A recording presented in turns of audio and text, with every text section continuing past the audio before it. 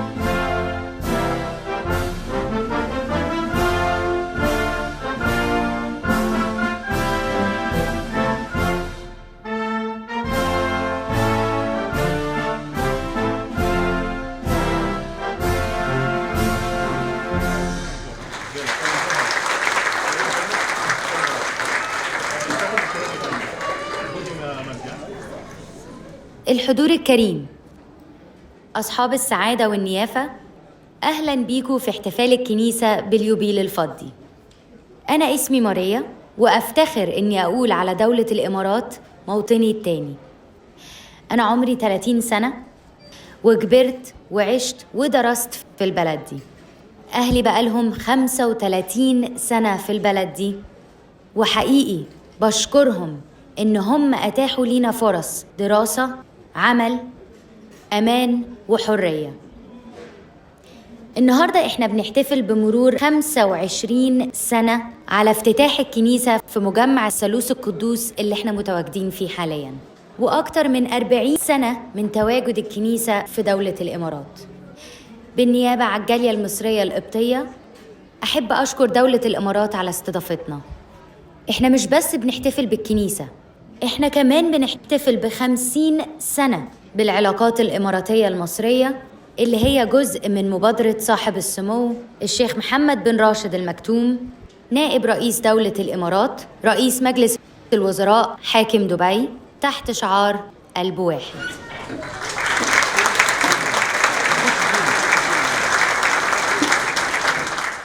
الإمارات كأنها هي مصر أرضاً وشعباً. شعب الإمارات ومصر يرتبطان بأواصر قوية.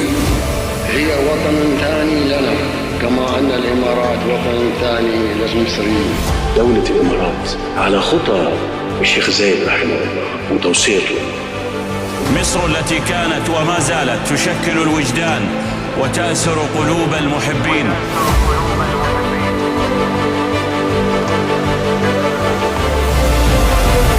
دولة الإمارات وشعب الإمارات يحب مصر والمصريين.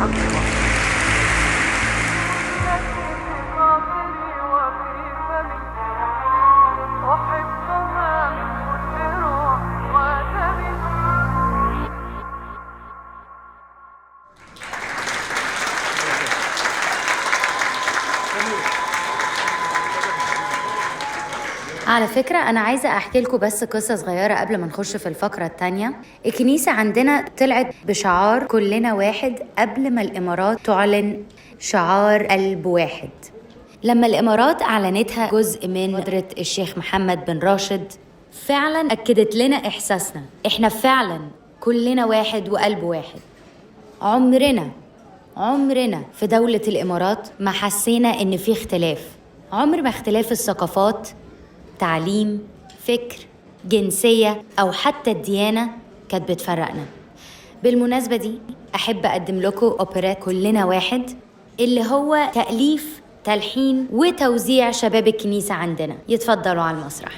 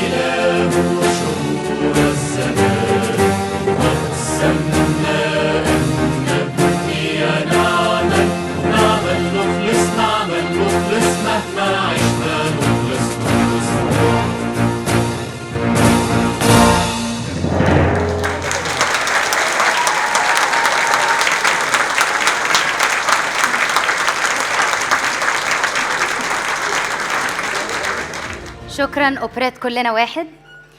من شوية كنت لسه بحكي لكم عن وجود الكنيسة من أكتر من 40 سنة في دولة الإمارات. عشان نديكوا فكرة عن تطورها على مدار السنين اللي فاتت، اللي هي القمص ماركوس استيفانوس هيتكلم عنها أكتر النهاردة. هنعرض لكم فيديو صغير قوي عن تاريخها وتاريخ شعبها.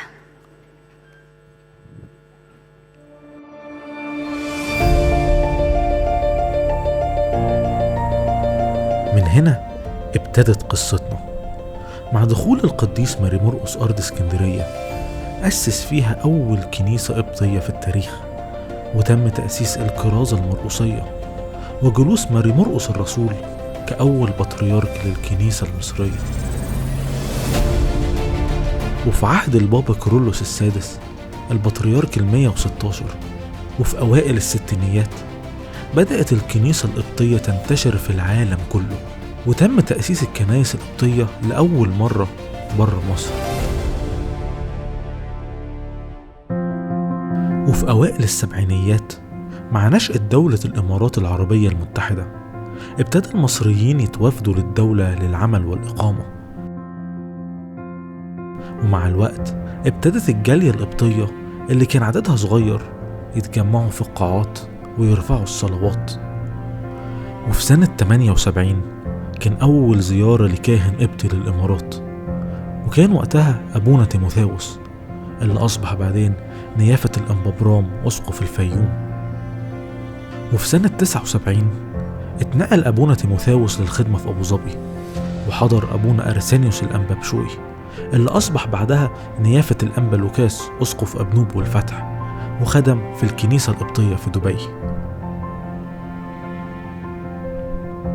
وفي سنة 80 ابتدينا نأجر قاعة في كنيسة سانت ماري كاثوليكية في عود ميثا لإقامة القداس كل يوم جمعة. وبعدها بسنتين في سنة 82 تم شراء كرفان خشبي، وتم وضعه في فناء فيلا في راس الخيمة. وقتها ما كانش بيوصل لها كهرباء أو مية، وتم تخصيص الكرفان للصلوات والقداسات باسم كنيسة ماري مرقس والأنبا بشوي في شهر 7 سنة 1982.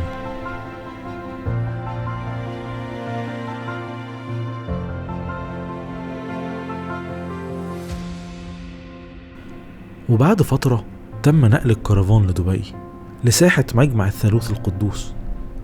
وحضر أبونا توماس الأنبا بشوي لخدمة الشعب القبطي سنة 85 بعد ما رحل أبونا أرسانيوس لاستكمال خدمته في إبراشية أبنوب والفتح في مصر. وفي سنة 95 تم دعوة البابا شنودة الثالث البطريرك 117 للكنيسة القبطية للحضور لأبو ظبي كضيف شرف في مهرجان من أجلك يا قدس، وهناك أطلقوا عليه لقب بابا العرب. ومن 25 سنة 1997 تم الحصول على قاعة أكبر في مبنى جديد في مجمع الثالوث القدوس، وتم تشطيبها بالطقس القبطي، وتم افتتاحها رسميا باسم كنيسة ماري مرقس والأنبا بشوي، وكان أول قداس فيها يوم 31 ديسمبر سنة 97. وما زالت الكنيسة قائمة بنفس شكلها حتى اليوم.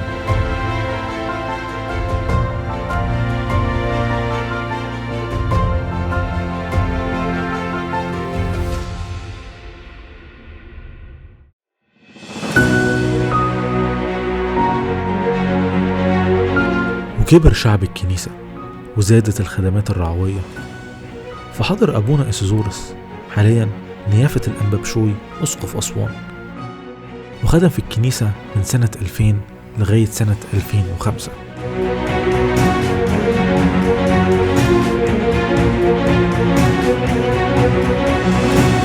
وبعدها حضر أبونا أرسانيوس الأنبا بشوي لخدمة شعب الكنيسة. وفي سنة 2012 مع تزايد عدد الشعب والاحتياج لرعاية أكبر تم رسامة أبونا مرقس استفانوس كأول قس متزوج لكنيسة ماري مرقس والأنبا بشوي في دبي، وترقى لدرجة القمصية سنة 2022.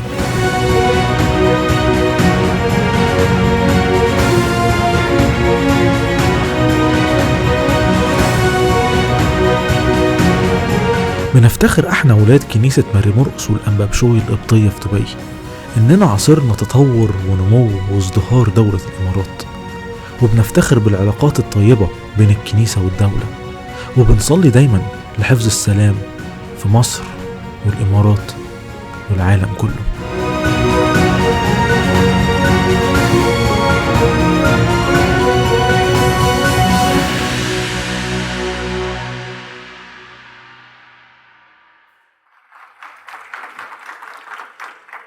أصحاب النيافة، أصحاب السعادة، الحقيقة أنا شايف نفسي مش الشخص المناسب اللي يتكلم عن الكنيسة دي، لأنه أقل حد تعب فيها.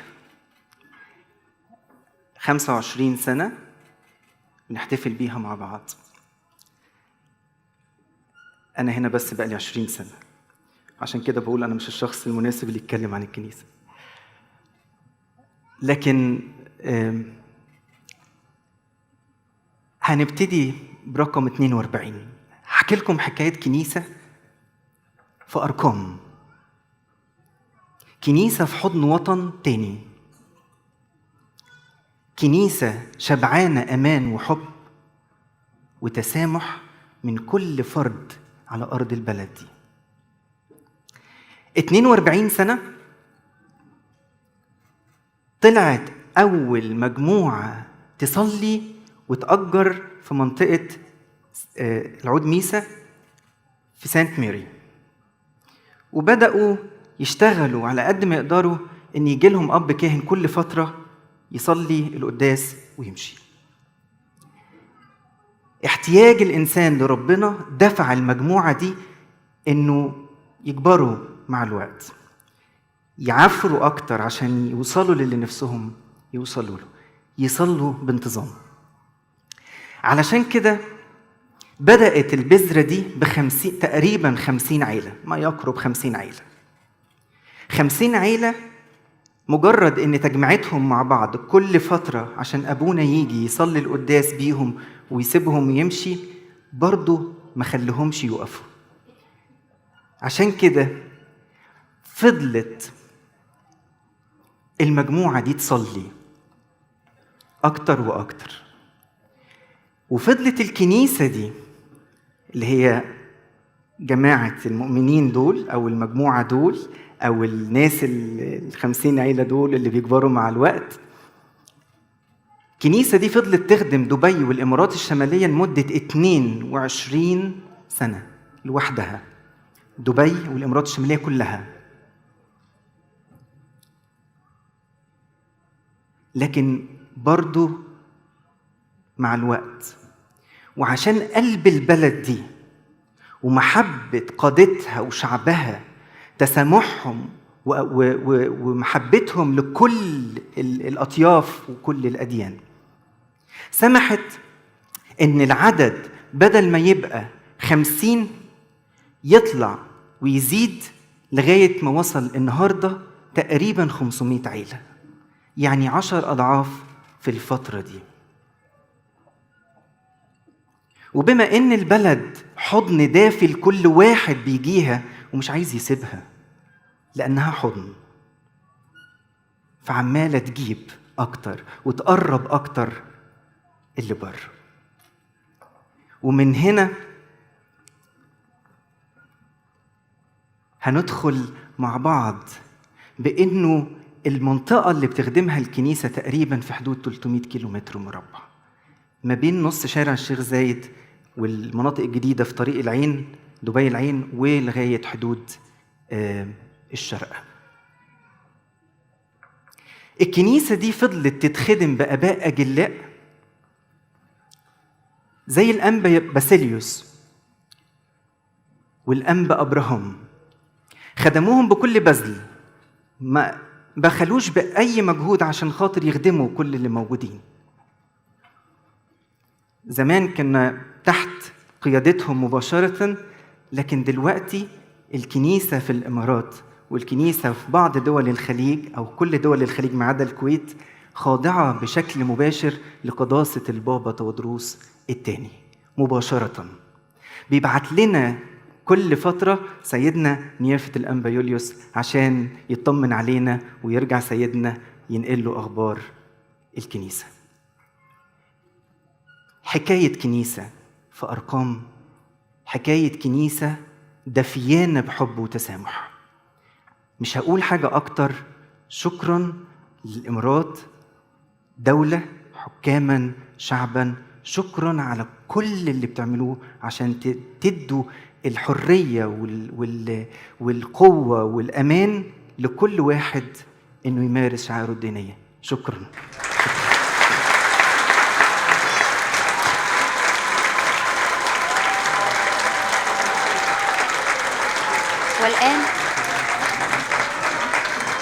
والآن رحبوا معايا بسعادة السفير أشرف الديب، القنصل العام لجمهورية مصر العربية.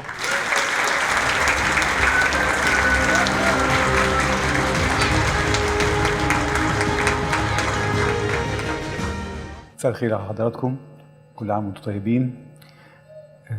نيافة الأنبا دانيال أسقف المعادي وسكرتير عام المجمع المقدس للكنيسة القبطية الأرثوذكسية، نيافة الأنبا جبريل أسقف النمسا، نيافة الأنبا يوليوس المشرف على كنائس الخليج، سيادة اللواء أحمد خلفان المنصوري مستشار التواصل الحضاري بمركز محمد بن راشد للثقافة الإسلامية، السيد الدكتور عمر المثنى مدير التنفيذي لقطاع التراخيص والرقابة في هيئة تنمية المجتمع، القمص مرقس غطاس راعي كنيسة ماري مرقس والأنبا بيشوي بعود ميساء بدبي، أبناء الجالية المصرية القبطية الكرام، السيدات والسادة الحضور الكريم. يطيب لي في البداية أن أرحب بحضراتكم اليوم للمشاركة في الاحتفال باليوبيل الفضي لذكرى تأسيس كنيسة ماري مرقس القبطية بدبي التي نعتز بها وكافة الكنائس المصرية بدولة الإمارات باعتبارها من الركائز والكيانات الأساسية للجاليات المصرية، ونسعد دائما بالتواصل المستمر والتعاون الوثيق معها لما فيه خير لمواطنينا الكرام وبلدنا الحبيب. لقد كانت مصر وستظل الملاذ الآمن لكل من لجأ إليها، ولعلنا نتذكر في هذه المناسبة العزيزة مسار العائلة المقدسة وما تركته من آثار طيبة وبعدا حضاريا يمثل جزءا أساسيا من الهوية المصرية، كما أثرت حضارتنا المصرية القبطية وأبرزت أهمية أرض مصر كدار آمن منذ وقت مبكر من التاريخ، كما حملت قيم إنسانية نبيلة تتمثل في المحبة والسلام والتعايش على أرض مصر. وتقوم الكنائس المصرية في دولة الإمارات بدور وطني هام وفعال في رعاية الجالية المصرية القبطية وربطها بالكنيسة الأم وبالوطن، وذلك في إطار تعزيز قيم التسامح وحرية الأديان تحت رعاية دولة الإمارات العربية المتحدة الشقيقة. ويمكن التدليل على ذلك بعدد من النماذج، منها حرص الكنيسة على حث المواطنين على المشاركة في الاستحقاقات النيابية الانتخابية التي تجري في مصر، وكذا إرساء روح التكافل والتضافر في الأزمات المختلفة والتي تجسدت مؤخرا في جائحة كورونا. وأود في هذا الاحتفال الكريم الإعراب عن بالغ شكري وتقديري لحكومة وشعب دولة الإمارات العربية المتحدة على كافة أوجه الدعم والرعاية التي تقدم للجالية المصرية في الإمارات، وهي الجالية التي تشعر بالأمن والأمان وعدم الاغتراب في بلدها الثاني. وأود الإشادة في هذا الصدد بالمشاركة الإيجابية للجالية المصرية في النهضة الكبيرة التي تشهدها دولة الإمارات العربية المتحدة.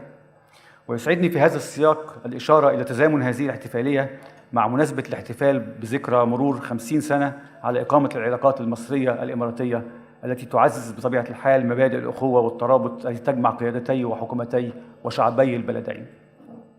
ختاماً، أدعو الله أن يديم على مصر والإمارات وشعبيهما كل الخير والرخاء، وأن يديم نعمة التآخي والترابط التي تجمع بين أبناء مصر، وأن يوفقنا جميعاً لكل الخير لهذا الوطن العزيز. وشكراً.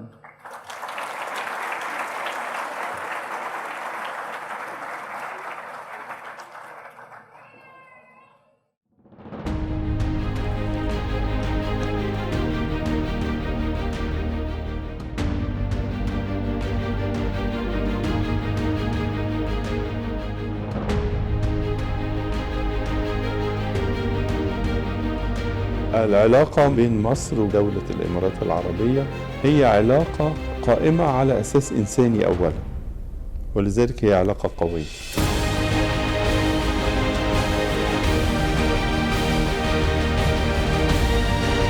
ثم أشقائنا في الإمارات، التحية والتقدير ليهم كلهم من أول الشيخ خليفة والشيخ محمد وكل الأشقاء في الإمارات، وبقول لهم الشيخ زايد ما ماتش.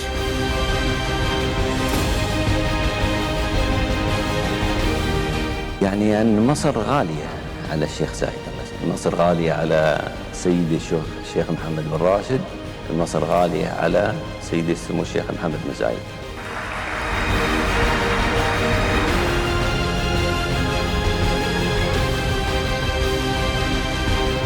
التسامح في أن الدولة في الإمارات تقدم لكل واحد المكان اللي يعبد فيه شيء مذهل.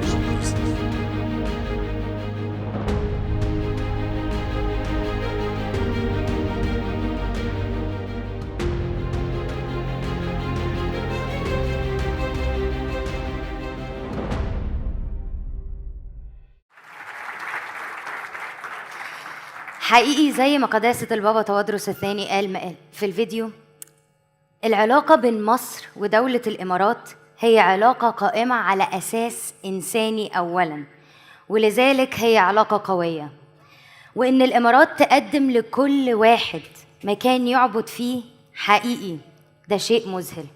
وزي ما مصر غالية على دولة الإمارات، فدولة الإمارات أغلى على مصر.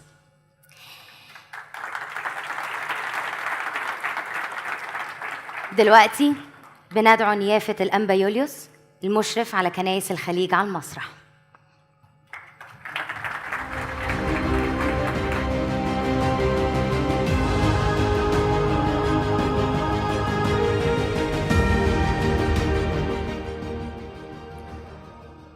باسم الإله الواحد الذي نعبده جميعا، يسعدني باسم صاحب الغبطة والقداسة البابا تودرس الثاني وأصحاب النيافة الأحبار الأجلياء، نيافة أنبا دانيال سكرتير عام المجمع المقدس وأسقف المعادي، نيافة الأنبا جبريل أسقف النمسا وسكرتارية المجمع، باسم كل إخوتي كهنة مجمع الكهنة وكل إخوتي المصريين والجالية المصرية وشعب كنيسة ماري مرقس بالتحديد الحضور معنا النهاردة، بنتقدم بخالص الشكر والتقدير والعرفان لدولة الإمارات العربية المتحدة حكاما وحكومة وشعبا على الجهود المبذولة والمحبة العميقة لتوفير أقصى درجات الحرية من ممارسة الشعائر الدينية.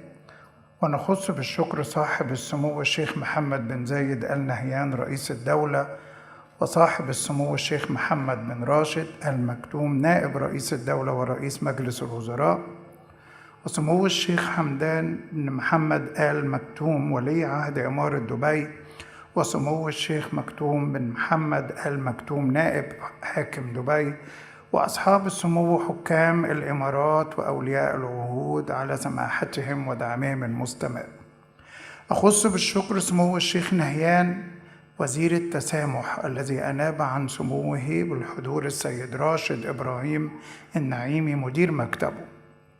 تقدم أيضا بالشكر لجميع الجهات والهيئات الحكومية التي توفر كافة سبل الدعم، وأخص بالشكر والتقدير سعادة أحمد عبد الكريم المدير العام لهيئة تنمية المجتمع بدبي، والدكتور عمرو المتني المدير التنفيذي لقطاع التراخيص والرقابة بالهيئة التي شرفنا اليوم بالحضور ومشاركتنا هذه المناسبة المفرحة، وأيضا جميع العاملين على جهودهم المبذولة لتوفير الرعاية والدعم لدور العبادة. أتوجه بالشكر لسعادة الدكتور حمد الشيباني مدير عام دائرة الشؤون الإسلامية والعمل الخيري الذي أناب عن سعادته بالحضور سعادة اللواء أحمد خلفان المنصوري مستشار التواصل الحضاري بمركز محمد بن راشد للثقافة الإسلامية، والوفد المرافق له من المركز. كما أخص بالشكر السفارة المصرية وجميع العاملين فيها على دعمهم الدائم ورعايتهم، وشرفنا اليوم على رأسهم سعادة السفير المحترم السيد أشرف الديب قنصل عام جمهورية مصر العربية. شكرا لحضوره ولحضور الإخوة جميعا. في الحقيقة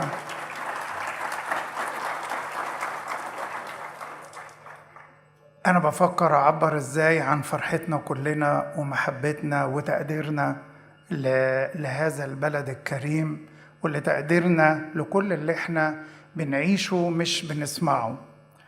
فكرت لأن لقيت إن جملة واحدة هي ممكن أقولها، إن الحب هو اللغة الوحيدة اللي يفهمها العالم كله. لو أنت مختلف عن شعب في لغة، لو أنت مش بتقدر تفهم كلام حد، لكن تقدر تتواصل مع الكل بالحب. الحب لغة التواصل واللغة التي تؤلف العالم أجمع معا. الحب مع اختلاف اللغات بنفهمه. الغني والفقير يفهموا الحب، المسن والطفل الصغير بيفهموا الحب، الإنسان الحكيم والإنسان محدود الفهم بيفهموا الحب. فالحب هو لغة أفتكر بتستخدمها الإمارات دائما في كل مواقفها. ما افتكرش مع مصر بس، الإمارات هي فعلا ثمرة زايد الخير.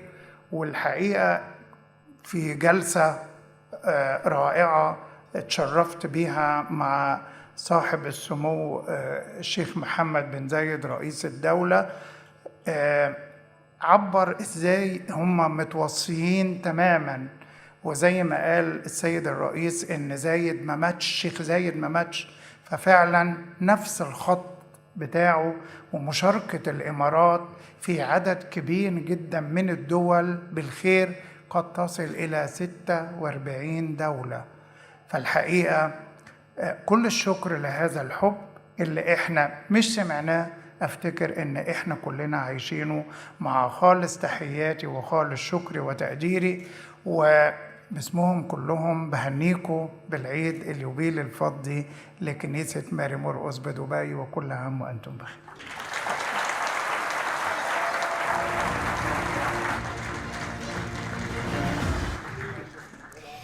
نشكر نيافة الأنبا يوليوس.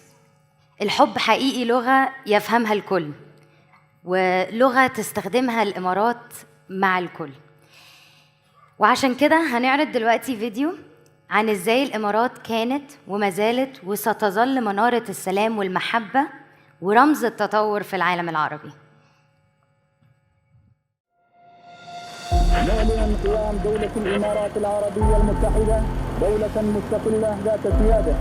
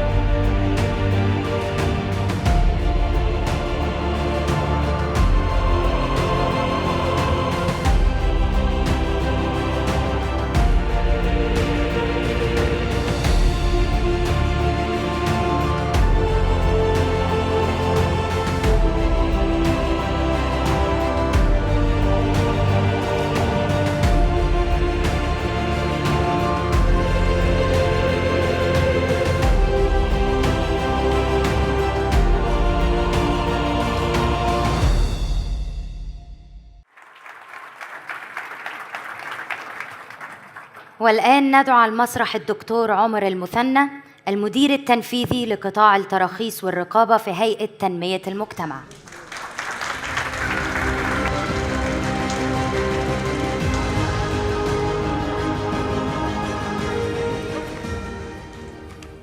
بسم الله الرحمن الرحيم، والصلاة والسلام على أشرف المرسلين سيدنا محمد وعلى آله وصحبه أجمعين.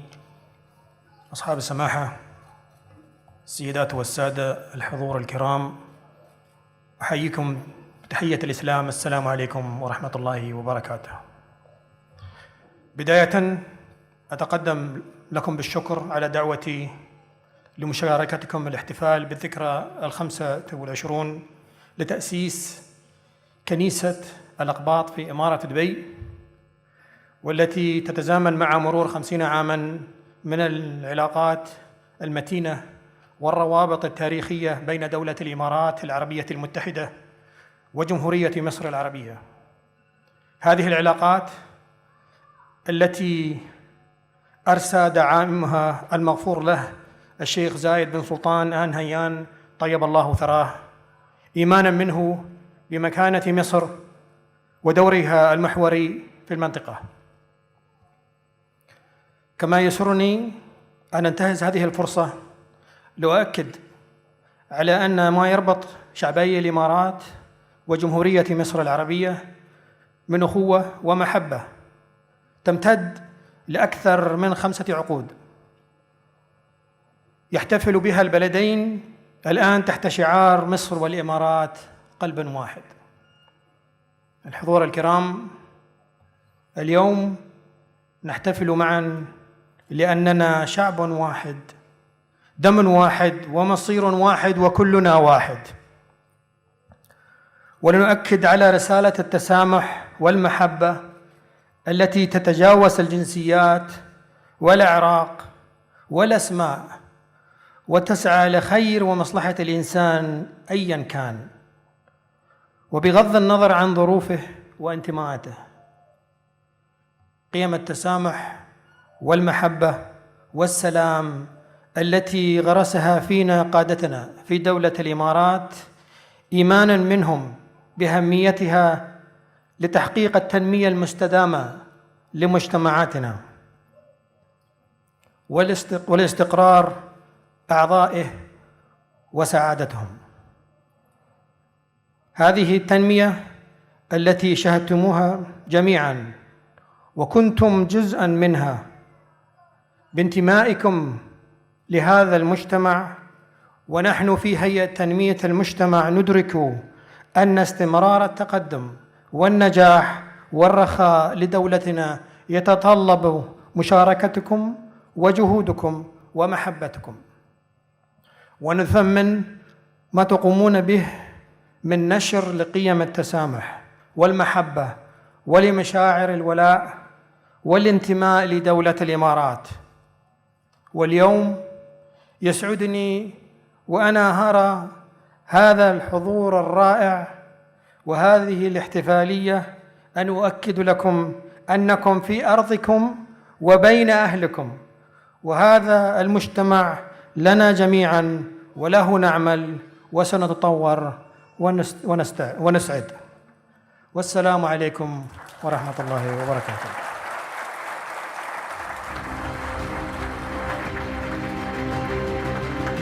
يلا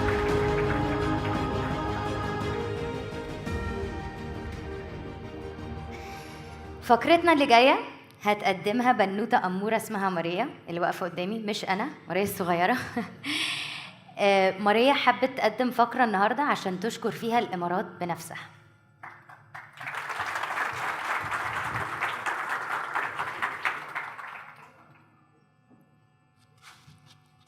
مساء الخير وحياكم. أنا اسمي ماريا وياكم، وجاية اليوم أشارك تجربة طفلة.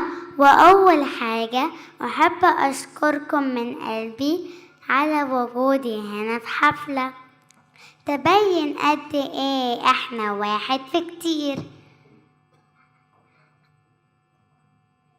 بتجمعنا مشاعر حب، تسامح وأرض الخير. إماراتنا في كل الكور دي معروفة واسم كبير. من صغري أنا تربيت هنا في خيرها، كبرنا معاها ونجحنا ما كانش هيبقى من غيرها. أصحابي عشرة عمر وعمر كنيستي على أرضها بقاله كتير، وبنحبها بشوف الدنيا بعيوني وعيون أطفال هنا في سني. أنا قبطية مصرية على أرض عربية، عودتنا على الحب وعلى الوحدة.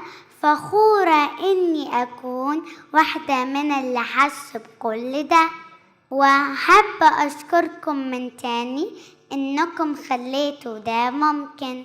خلقتوا مستقبل أجمل لينا في الكل واحد والخير للكل. وعلى رأي المثل العربي اللي بيقول في الاتحاد قوة، عشان كده احنا هنا ايد واحدة مع بعضنا لأن كلنا واحد.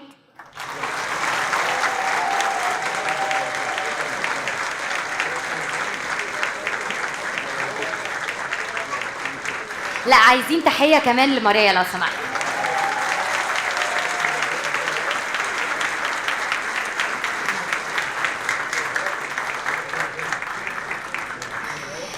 ودلوقتي نحب نرحب بنيافة الأنبا دانيال سكرتير عام المجمع المقدس.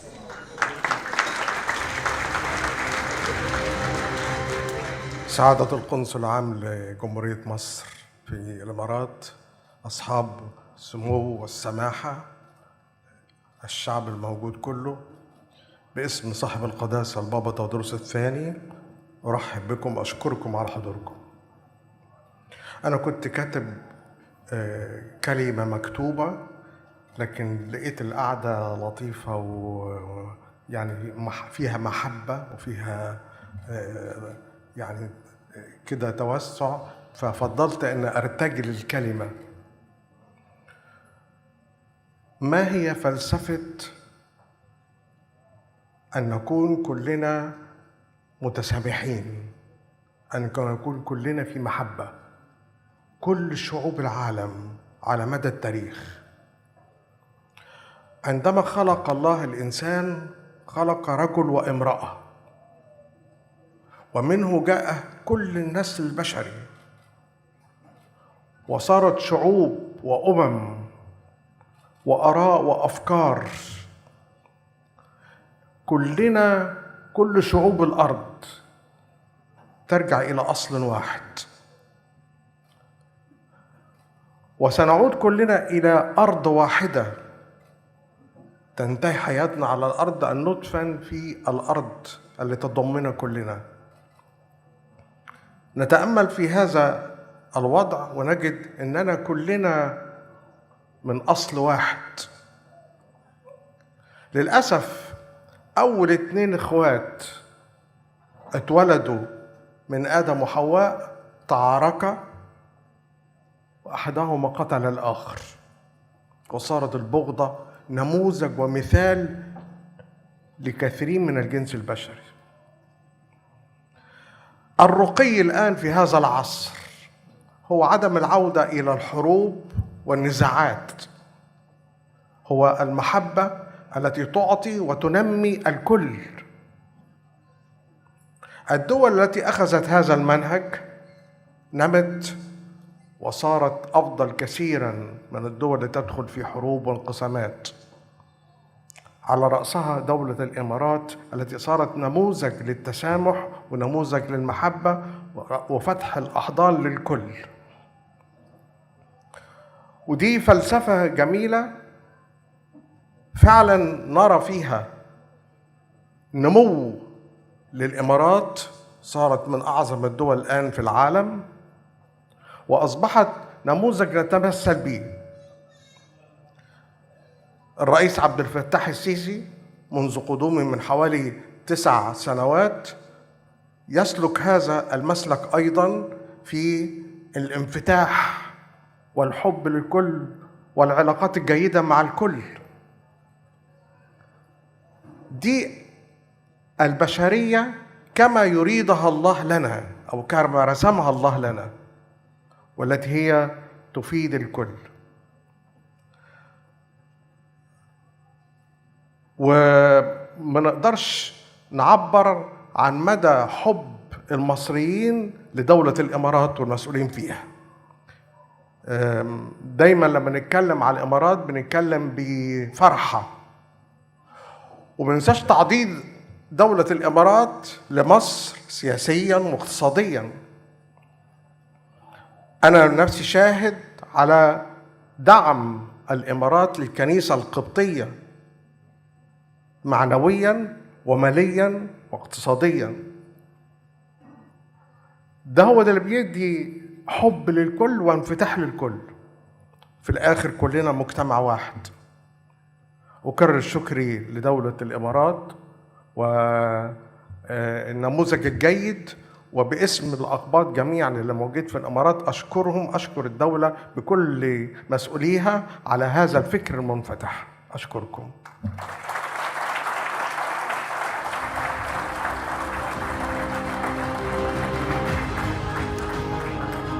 نحب ندعو الآباء الأحبار على المسرح. نيافة الأنبا يوليوس المشرف على كنائس الخليج، نيافة الأنبا جابرييل أسقف النمسا،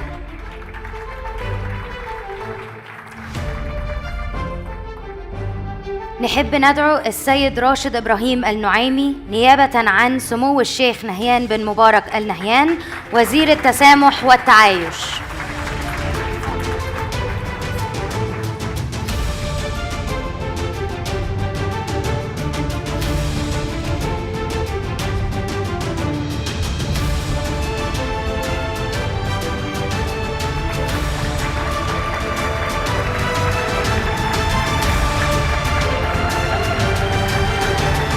ندعو أيضاً سعادة السفير أشرف الديب القنصل العام لجمهورية مصر العربية.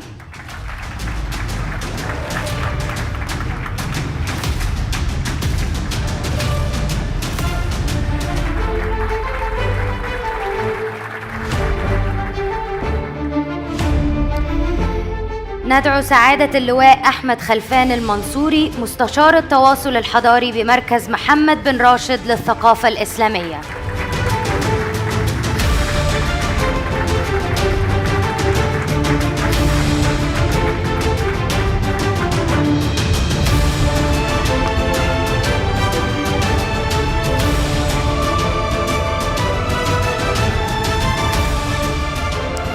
ندعو أيضاً الدكتور عمر المثنى المدير التنفيذي لقطاع التراخيص والرقابة في هيئة تنمية المجتمع.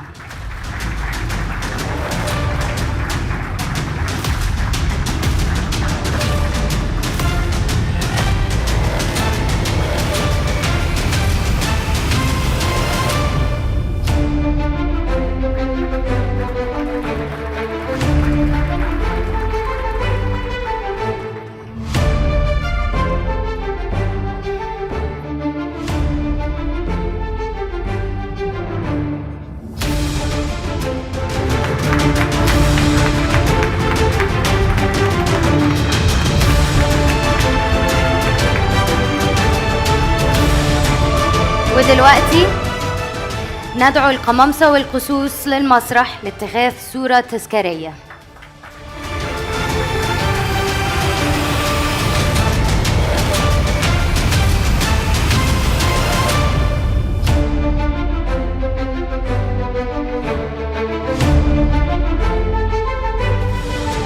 شكراً للحضور، شكراً لأصحاب السعادة والنيافة، وشكراً لدولة الإمارات.